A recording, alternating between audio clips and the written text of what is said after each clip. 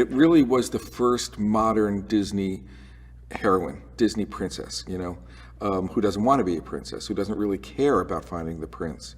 Someone who's more interested in books and seeing the world and kind of figuring out who she is than in finding a guy and getting married. She happens to do those things by the end, but it's not because that's her main interest, So that was really, a bit of a cultural leap.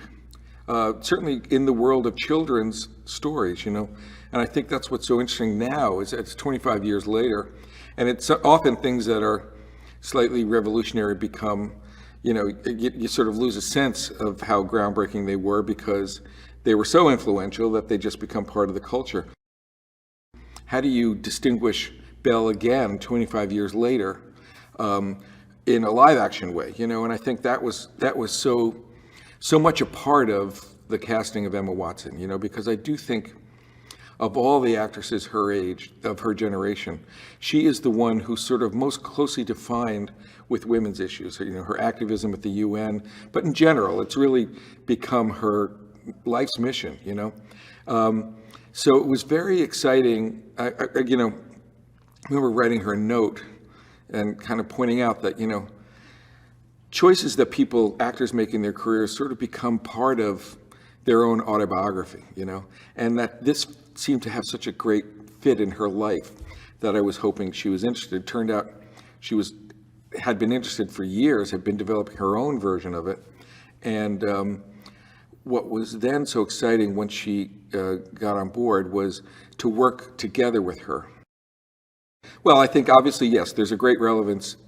Belle's position, there's a great relevance in Belle and the treatment of Belle as a Disney heroine, somebody who is not so interested in finding the prince, more interested in developing herself and reading and figuring out what's going on in the world, But also, I think that the general theme is one that was relevant then. It was relevant when the story was written in the 18th century, and it just keeps taking on new relevance. I think for us today, clearly a reminder that not that we shouldn't be distracted by surface beauty and everything that dazzles, and that real beauty comes from within. I think we're living another moment where I think that's a message worth imparting, especially to children.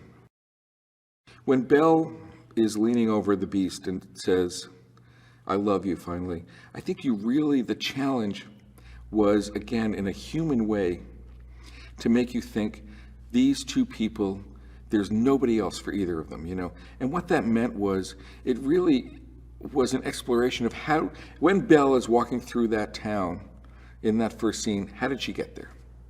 And I'm not saying we added stuff before that, but as the movie progresses, you understand what it is that led her and her father there, and also what it is that makes her feel like such an outsider. And the same with the prince, not just, boy, he was nasty that one night, but what turned him into that man who deserved to be cursed, So those are the kinds of things that we fill in the film, and that's what excited me about doing it. Well, I think it was my love of the animated film. I saw it in 1991. I was already in my 20s. I know it means a lot to people who see it when they're a kid, but even at that age, I just thought it was the most beautiful and kind of perfect movie. The question becomes, why remake something that's perfect?